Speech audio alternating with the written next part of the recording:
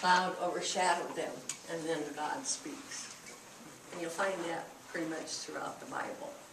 But then there was a cloud, and then a voice spoke. With Moses, Isaiah, with a lot of them.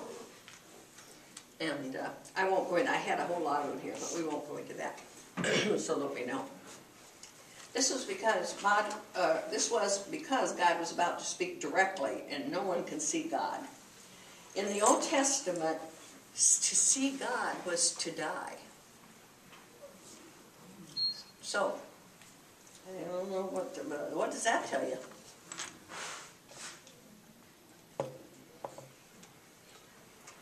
It says if we see him, I guess we're in heaven.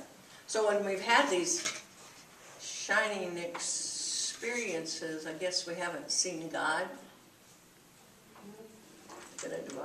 But you can have those mountaintop experiences, I think, without, there's lots of ways you can have mountaintop experiences, but then I think it's easy for some people in this day and age just to have those mountaintop experiences and not do anything about them.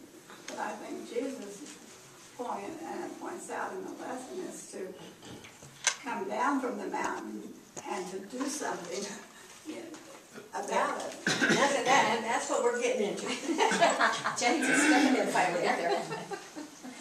What greater affirmation of who Jesus was did the apostles need than God's very voice speaking directly to them?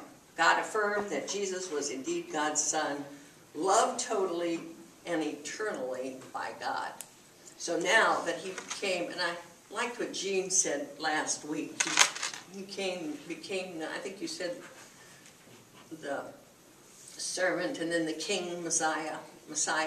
So now he has become the king Messiah to the disciples because God had spoken. Was Jesus going to say some new things, some radical things that demanded renewed attention? Whatever the case, the apostles knew that they had been instructed by God to listen to this man they had been following, for this man, the beloved Son of God. And then as they come down the mountain, Jesus told them not to say anything. And this is where we'll get into this. Why did he tell them not to say anything?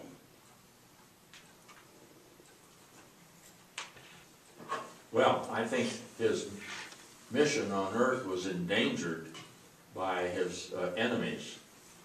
And he wanted to be able to carry out what he was here for, to create the miracles, to save and heal people, to get attention, to develop a following, and to develop disciples so that they could go out and Christianize all nations, go out and save all nations, as the Great Commission says. And if you recall, Theo Bloom had a lesson a time or two. He put some DVDs in, and the narrators in those DVDs said that Jesus went north to Galilee to get away from Jerusalem, get away from the enemies, and started his work up there. So I think it was a safety, security, political thing. And that's where they were, north of Galilee there, when this was all taking place. And that's why he wanted them silent, because it had to be, this discipleship had to be shown. And this servant thing, like you said, had to be done before, and the resurrection had to take place before they could say anything. There's the listen part is fascinating me. God didn't say touching, or, he said listen to him. The talking would not have been listening. There was more to be learned from Jesus. So had they been talking, they would not have been listening. They would have been putting their own interpretation on it. So I think that the listening maybe it implies the spiritual for that matter, that we're still listening if we're lucky.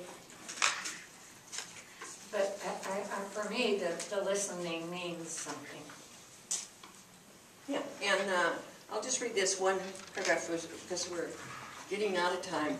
Whatever the case, Jesus, the Son of God and Son of Man, had come to do for all humankind which the prophets and spokespersons like John the Baptist could not do. He came to provide us for life abundant and life eternal. I wanted to get into one question. How do we know Jesus? How do we know? What absolute confirmation do we have to support this statement? How do we know Jesus? Because we have to know Jesus to go on to be this disciple, this servant. How do we know him? When John the Baptist baptized him, a voice came down from the heavens, and a dove came down and lit on Jesus' head. And God said, "This is my beloved Son, with whom I'm most pleased."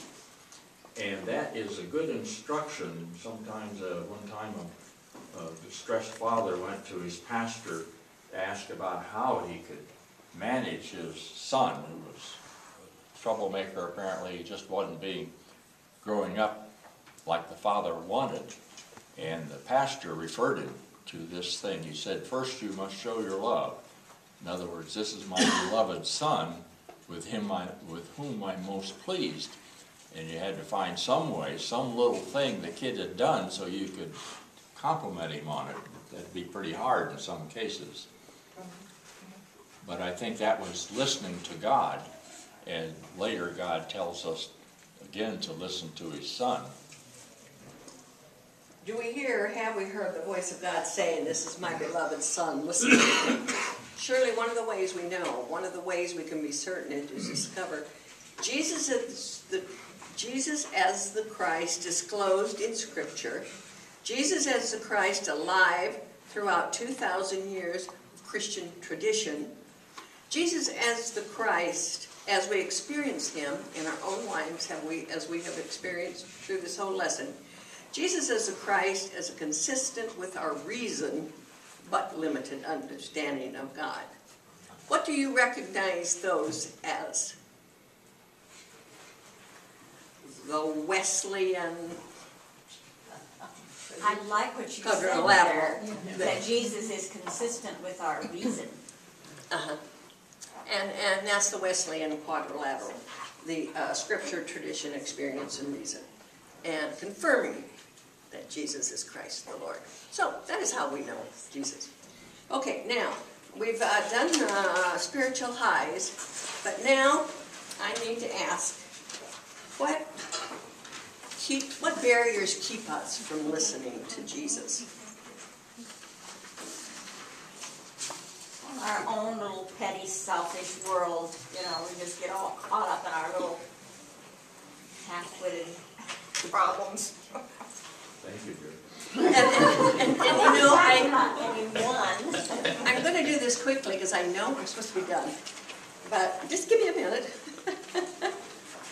First of all, I guess, what are some of the things Jesus told us to do? Because I can kind of remember Bonnie saying last week she did not think that she was maybe doing this. But think of some of the things that Jesus tells us to do.